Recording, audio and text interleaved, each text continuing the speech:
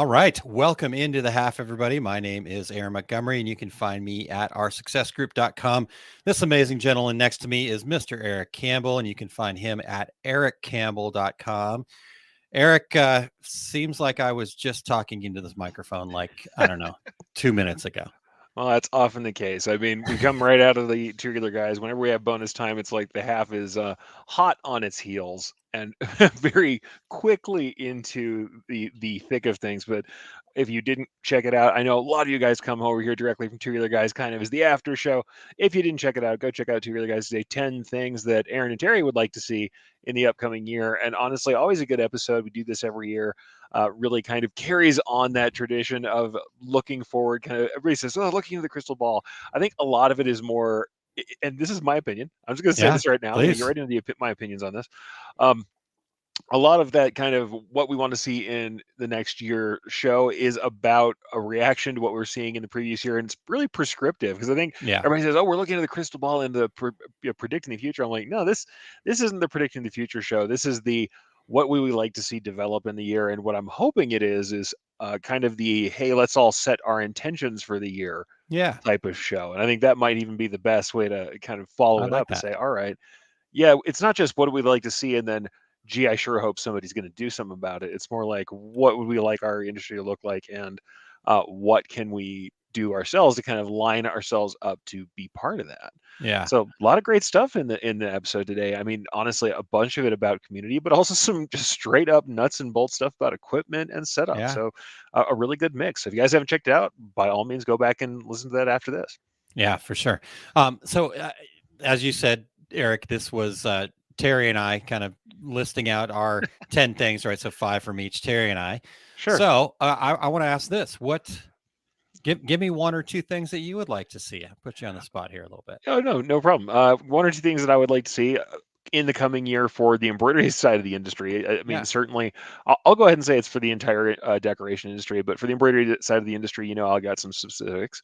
Hmm. But certainly, one of the big things I want to see is kind of like wants to see. I want to see some implementation of the new technologies and innovations that we've seen.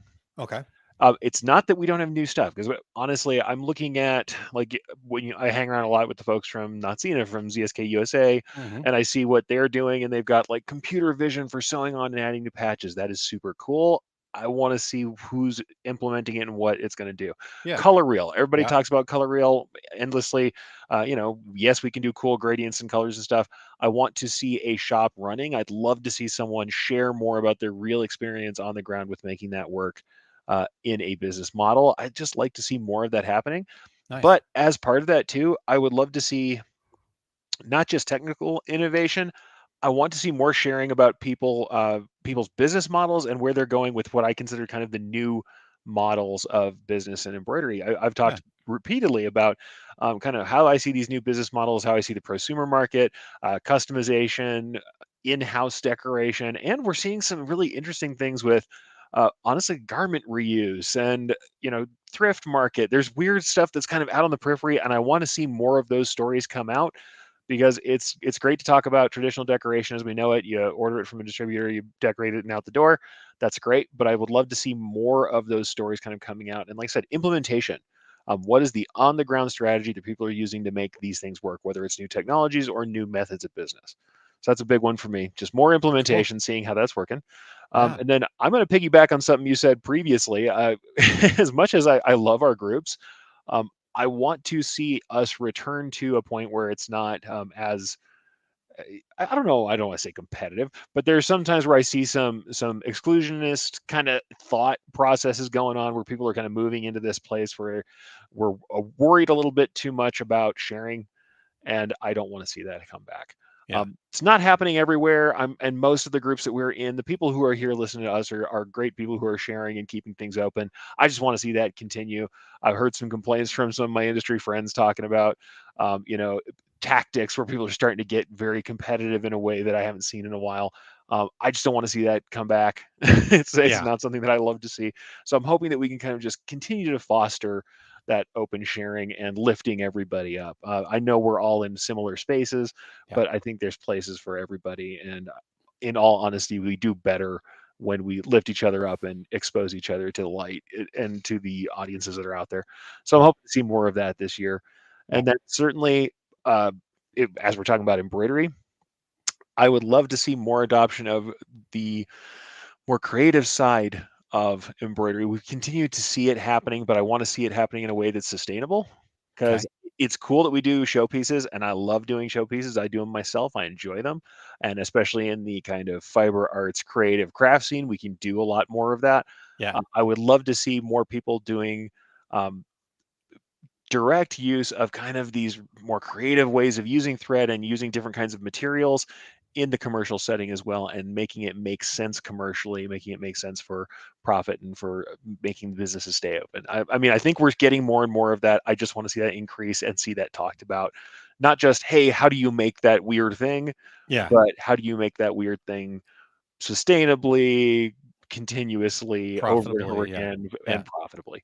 Yeah. So I think that's a lot of it. A lot of what I want to see is not just innovation for its own sake, not just creativity for its own sake, but what does it do on the ground? How can people really implement it? And where does it make sense? I think I Yeah. want to see a lot of that this year, Yeah. as well as, of course, always creative expansion, more experimentation, people forgiving themselves to go out there and do some interesting stuff Yeah. and try that. So we still need that growth, but I'd love to see it all kind of tied together with, especially like I said, coming from a commercial side, which I always am going to be a commercial guy first. I want to see how we can do that in a way that it solves people's problems. We use kind of design thinking to solve customer problems and Hmm. for people to make a living. I mean, I still very much support people being able to make a living doing this, creative job. Kind of what we're here for, right? So that's what we're doing. Yeah, it's I know that was a lot to tie up, but it's No, I about love that. that. It's integration and it's implementation. I think I that's like that's that. the big thing for me. I like But that. while keeping our open creative selves out there. Yeah. Yeah. I love that. Because the way I'm hearing it is, you're talking about the fact that we want to keep those good ideas flowing, Yeah. but we have to make sure that they're grounded in reality of can we make this work, right? How do we implement Sure. this? So Sure. I think, to me, what I'm hearing is you're leaning more on, let's keep the innovations going, but let's figure out how to implement them as opposed to continue to be pie in the sky. Well, more of this that though I want to see all the implementation of these cool design thoughts and people doing crazy Yeah. stuff. I see some decorators who come to me with questions about particular kinds of implementation, whatever it is, whether it's using specialty materials or specialty threads, other things like that. But they're still pricing like they're doing commodity work, Yeah. and they're hurting for it. They're like, no, Yeah. people see this cool stuff, or I decide to make a cool thing and show it, but then when I have to price this out, I'm suffering because I can't seem to make the prices and the stuff go together. I think that also is incumbent a little bit on us to look for the right markets for this stuff. Yeah. Not if you're in a commodity market, maybe it's not always the best market for going above and beyond to create fashion level goods. Yeah. That may not be the right call for the audience. In fact, and maybe that's what I really should boil it down to is let's think about our audiences and I think about our customers, our audiences, and be really cognizant of solving their problems in a way that makes sense for them and us. I Yeah. think that's really the crux of all this. Um, Okay. so yeah, I mean, yes, I want to see the innovation. I think it's great. I love to see people doing new techniques and new work. Sometimes I see people who are chasing that dragon and kind of don't they don't know where it's going to go. They just love it, and I love to see them do it. But then when they start to implement it, I don't think they've heard back from kind of the innovators in the creative side on how to make that make sense Yeah. if they're Yeah. doing it as a business. Yeah, I like that. Okay. Yeah. Well, so if you're just tuning in here, we're kind of having a little recap of what just happened over on Two Regular Guys. Bill Luber says, "Hello, everybody. That was a great chat on Two Regular Guys today." So thank you, Bill, Thank you, Bill. for that. And so as we talked about a little bit earlier, Terry and I got to share the 10 things, five each, of things that we wanted to see in 2023. And so I wanted to give Eric a chance to share what he wanted. And he just had a really good share there. Well, here's something I would like to ask you on this kind of front. What do you see as the overarching kind of theme for the stuff you wanted to see? Well, two, Put you on two the spot. things, two things. No, this is good. That's a really good question. I want to, so uh, as we were doing it, right, because one of the things is we're trying to like not always repeat the same things. Yeah. but I found, like, looking at some of the stuff, because we go back the past 2 years. In fact, two Sure. years ago, you were actually with us on that particular show, Yeah, yeah. um, and I was like, gosh, there's still some things here. So I think change is slow, right? It just is the reality of it. We want things to be instantaneous, but it does take a Mhm. while to implement things. It does change Sure. does take time. Um, but I still think that there's a lot of work to be done on change. Like, we got to have the conversation with Christine, how she wanted to see more women presenting at trade shows. And Yeah, I yeah. know that's a discussion that we've had for a while. Right. And I Absolutely. think that was one of the big things that Christine was all about when she first started the Women in Garment Decorating group and started the Women in Garment Decorating show on Two Regular Guys podcast. And so, right. So I guess my theme was just wanting to continue to push people to think differently. Yeah. Um, Yeah. I've kind of made I've kind of made my theme two things this year, right? So we Mhm. are at the start of the year. This is our very first half of the year, and so Sure. you always have those, which is so funny, right? Just thinking about that from a specific level, it's like, okay, it's 2023, Mhm. but really it's just another calendar change, another Of day course. calendar Of course change. it So, is. Yeah. nothing specific happens that makes the new year. But I think as humans, just as the world operates, things are cyclical. And Sure. in the new year is an indicator of a new cycle starting, right? So, Yeah. with that in mind, the cycle kind of changing, I kind of felt like there were going to be two themes for me, and I tried to take that into my 10 things today. So Mhm. one is it's kind of the abundance mentality. Yeah, Um, yeah. my mentor of mine told me this. You can't outgive the universe, and so I really want to make sure that I'm trying to focus on that because I don't always do a great job at that. So Mm. that's one thing, and then I guess the other part of it was kind of action, right? Like, Mhm. we we keep talking about it. Change is slow. I get it, but Mhm. what actions are you actually taking? Can I Yeah. turn the mirror on myself and go, I want these things, but what am I doing to right? And so Mhm. I guess that's kind of the from my success principle stuff, the 100% responsibility thing. So Mm.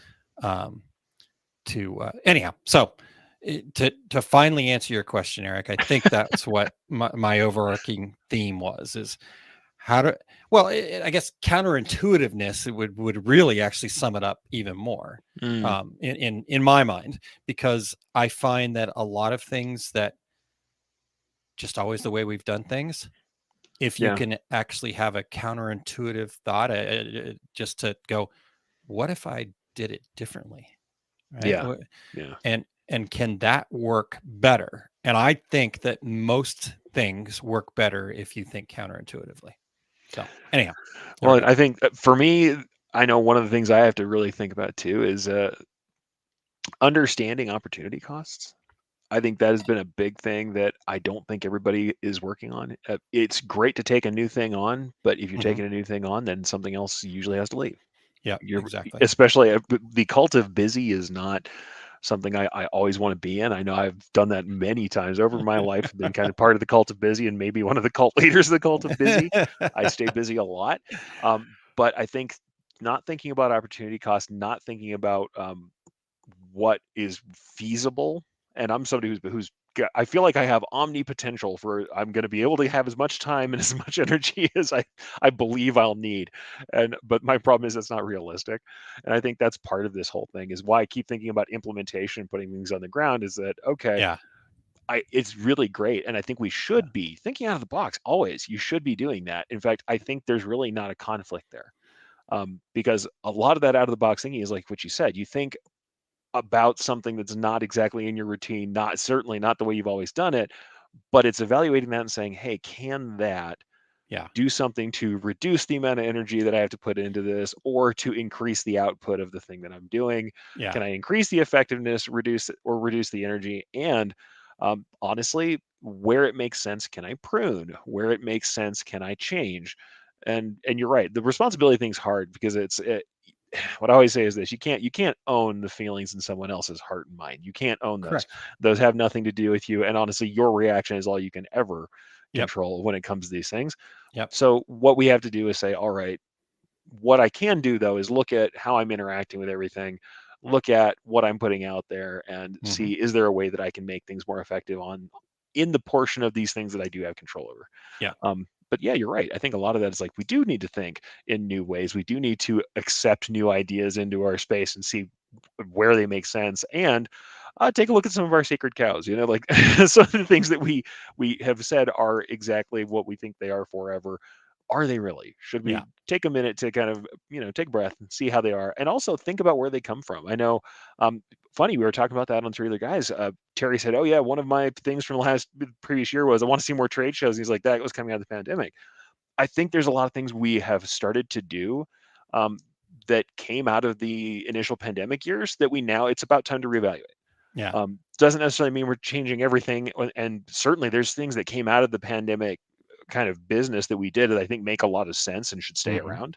Yeah. Um, but there are other things where we probably life is changing enough that we need to start evaluating what makes sense for us. And I think Yeah. if we don't do that, we'll be in the same boat we were when the pandemic did come, and people were, scrambling to figure out what the new Yeah. business models were. Yeah. The people who didn't accept new ideas were hurting worse than the people who said, "All right, Hmm. here's a thing that I can do right now," Yeah. and took some action. So I'm hoping that we can kind of get there. I'm not saying I'm the best at it, but Yeah. I want to look at the choices I've made in the last 2-3 years and say, all right, which of these makes sense now?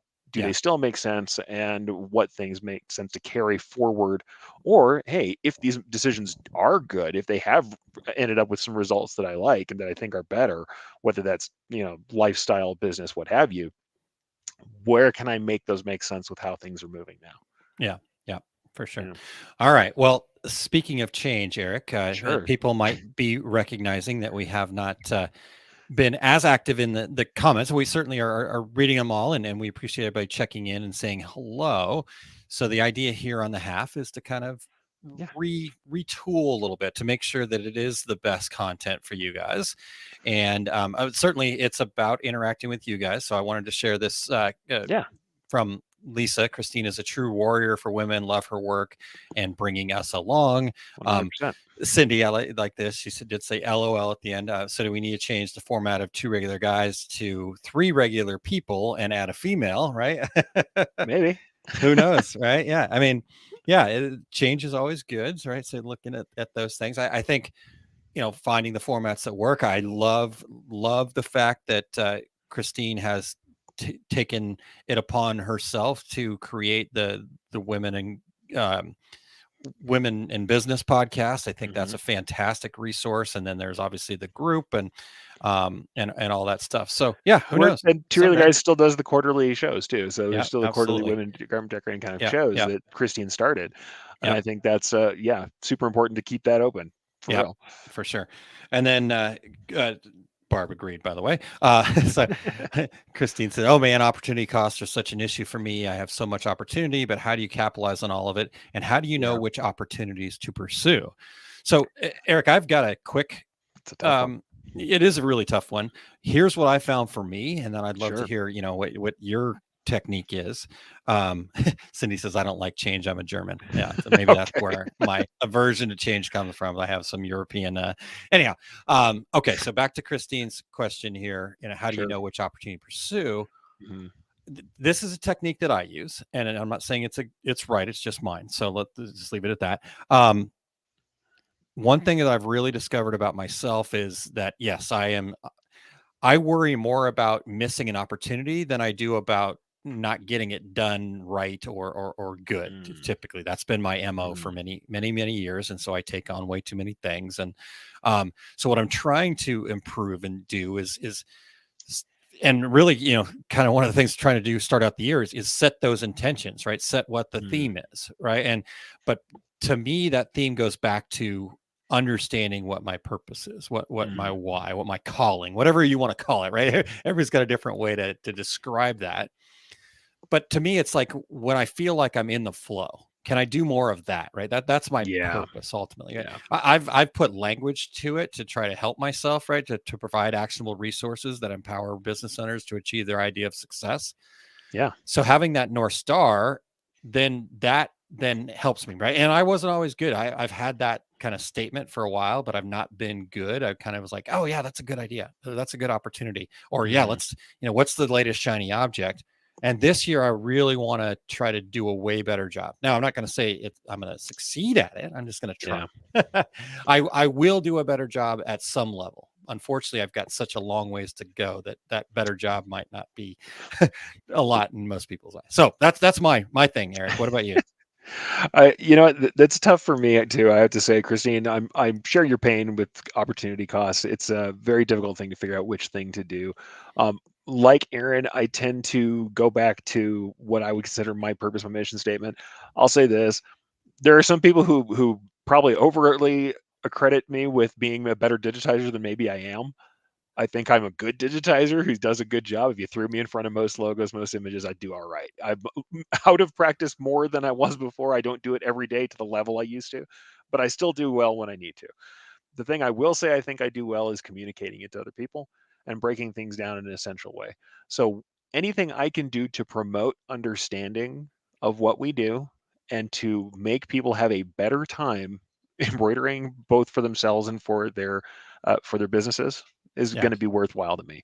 I think the thing is, I'm also expanding to realize that e-commerce is not just a sideline for me; it's a big part of what I do, and helping people deal with the realities of selling is something that I deal with as well, Yeah. and it's a big part of what I do. And I don't think that's necessarily wrong, but all of it for me is about communication. I hate to say this to people, despite the fact that I love embroidery, it is the core thing that I do. I started out my entire journey as a human, as a person who was into communication and writing. I was an English major for the first part of my life. And I mean, I did medieval studies in English, but all of it was really about taking a complicated thing and breaking it down and explaining it to people. I Cool. mean, that's the thing that I probably do at the core better than other Yeah. folks. Maybe that's the thing that is me, that makes me different, perhaps even Yeah. as a digitizer, is that I can tell somebody how things work at an elemental level in a way that helps them. Nice. And so I try and do those things. I'm going to fully admit that the rest of the reality of, being a real human with a job and with, things that you need to pay for means that you don't get to do that with every single breath necessarily. You still Yeah. have things that are realistic you have to do that are just what I always call them the plumbing, right? There's just the plumbing. You love to design the house, but if the toilet's back up all the time, the house is not worth much. Yeah. You have to do the plumbing. You have to do the underlying work. And Yeah. honestly, there's going to be underlying work always. I love doing the creative work. I still love the visual creative side of things, but I think where I'm probably most useful is in though I get to still do that for myself and for others, is in that explanation. So I try and stick to something that is using my unique gifts in the best way they can be used. Yeah. Yeah. I think that's probably what I'm trying to stick to. I Um, like that. Think- but at the think- same time, opportunity being what it is, it's about being realistic about the balance of things I need to do to feed that ability too. Because here's the other thing, and actually, I'll take this from Brian Bailey, Creative and Brilliance. You guys know I share some of his stuff because he's got some really good, some really good one-offs. So he'll give you some sound bites like the one that Aaron put in my cup here, where he's, you know, modest useful gains. We're looking for mug, modest useful gains. That's one of Brian's, and I love it. But one of yeah. the other things he says is like, we do these creative things. We're in a creative space, which is wonderful. We want to do those things, but you got to keep the register ringing. Yeah. Like, sales are going to have to come first. Why? Because that's the war chest with which we can now do those things that are Yeah. speaking to us. It's like we Purposeful. will have Yeah. to have resources in order to continue doing the things that matter. And so it's okay to realize that some of this is plumbing, Yeah. Yeah. and sometimes the marketing and the sales. And hey, when you're an embroiderer, one of the things you're doing left chests and hat fronts all day, and you're like, this is the 15th plumb. Once again, speaking of plumbers, I always make that joke, like, that's the Joe's Plumbing logo, Yeah. like the 18th version of Joe's Plumbing, Jim's Yeah. Electrical, whatever the heck it is, Yeah. Yeah. Josie's Mechanics, that whatever, whoever it is, you've got the 15th version of that logo in your side pocket and you're getting tired of it. Yeah. That's what you do so that you can do the crazy stuff. That's what you Yeah. can do so that you provide utility. Plus, the thing is, those are still the heirlooms someone's going to pull out of their closet from the business they owned when they were younger. Those are still the things that people are going to, and honestly, funny enough, sell on a vintage market in 20 years. I mean, Yeah. those are still things that people value and that help them do their business. So looking for those so the two things are there. We Yeah. all have to do the plumbing is realistic. Also, take some time to look at kind of the beauty in normal things. Yeah. There is a utility and a usefulness that we provide to people, even in the plainest things that we do, Yeah. and Well, that's okay. yeah. Not everything. Also, not every job you do is going to be a banger. That's the other thing. I have to get this out of my system all the time. Yeah. I'm expecting every show to be great, and I'm like, not everything you produce is going to be at 110%, Yeah. For and sure. that's okay. Yeah. Well, can I want to go back Yeah, to please. because it was the theme throughout the Mhm. house and the plumbing, right? So Sure. yeah, if you're using that, right, you think about the house and what you're trying to create there and the vision and all that kind of fun stuff. Yeah. And I think like you said, we look at some of the things that we have to do, the common, the stuff that's kind of the little bit of Sure. a drag, as I think we've always looked at it as a necessary evil. But I Yeah. think if you Yeah. can see, and this is where this like counterintuitiveness kind of comes in for me, is like if you think about that, instead of it being a necessary evil, the plumbing being a necessary evil, and you think about it as a resource to help you get from, right, like you said, have that valuable thing at the end. Yep. um and then and then we go from being this visionary home builder to going, and there are moments when I have to be the best plumber that I can be, but if I dive into that plumbing project with the same Sorry, kind of, plumbers. yeah, if I Sorry, dive into guys. that yeah, if I dive into that plumbing project with the same passion that I'm Mm, taking on for the bigger picture or the mhm. house itself, just imagine how much more focused you'll be, and how much the end result's going to be better, right? Well, and So I'm actually going to piggyback on stuff that you and your lovely wife do, which is talk about gratitude. The other thing to think about is like, because this is something my wife tells me, we've had some problems. We have an older home that we bought, and we've had some problems with the house. And I'm not going to lie and say it's always fun. When you have an older home, you find out that every day is a project day. Uh, yeah. However, what I will say is this: coming from places where like she grew up in a lot of apartments, and I lived in one house when I was a kid, one little house. Yeah. Um, when you have a house to work on, you're like, wow, look what I get to do. Yes. Not what I have to do. Look what I get to do. Get I to am do. in a I like that. house. Yeah. Coming from, and I look at it, especially if she lived most of her young life in apartments. She's like, we get to make this place our own. Yeah. We get to work on a thing that we're putting equity into, and it stop and have a change of perspective for a moment. You're like, wow, okay, all right, I'll correct myself a little bit. I'm moaning. I won't say what I was actually going to say, but I'm making a moan about it because I know that some of this stuff bothers me, or I don't like it when I feel Uh-huh. like I've got all this stuff to do, or it's insecure because I know I've got all this stuff that might Yeah. break. Yeah. But look what we get to do. Look at what we get to work on, what we get to put our equity into and get back out of it, and to be realistic about that. I actually, like, I just did an article or an article just came out. I didn't just do it. We all know we do these ahead for Mhm. Images Magazine, talking about making the next year count, and a lot of it is about perspective and looking at things and measuring and being a little more critical, and critical not in the negative sense, but literally just engaging your inner ability to look at something dispassionately and measure it, and it can be Yeah. really useful. But hey, also being thankful for things, and it can be hard, I'm not going to lie, but Yeah.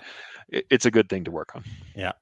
All right. Well, let's because the half still's 30-minute 30 show. minutes, that's it. So, Eric, would you mind just kind of sharing, uh, Eric and I had a chance to get together, and we just wanted Sure. to talk about like how can we make this the best that we can make it? What's valuable for people, and then what does the half kind of look like this year? So, we won't have to get into the weeds at all, because I don't know if we really know what those are at this point, but we definitely wanted to kind of make a slight change, I guess. So, what are your thoughts on that, Eric? Well, I want to make sure that the interactions make sense, and that we don't just it's not just chat, but we have some stuff that we have to talk about. But we may do some recap on Two Other Guys. We might do some topic stuff too. But we're looking for what this means to you guys and what it means to us. Yeah. and we're evaluating it just like everything else. So Sure. what I will say is, if you have something you want to see, or if you have strong feelings about the half and it continuing to be here, and I would love to hear more of that from you guys, to say what makes sense to you, what makes this valuable to you, and where would you like to see it go? Because I think we will probably need to structure some more about it to make it make sense for us, Yeah, yeah, aside and from I just think chatting with Aaron. for sure, no, and these chats and chatting with you guys and chatting with Eric and all this stuff is really, really great. But yeah, I guess to me, it's like, yeah, what do you want to see? What do you need to learn and that kind of stuff? But I want to like, what would it take for this to be so valuable to you that you're out there sharing with other people? Yeah, Right. yeah. Right. So, that, like Eric said, we need to kind of figure that out. It's a 30-minute chat's great, but let's also make sure that this is, not just something we just do every Friday for the sake of doing it. Right. Does that make sense? Yep. All right. Well, with that being said, Eric, I'd love to cut you off, but I think we'll just close it right All right. here.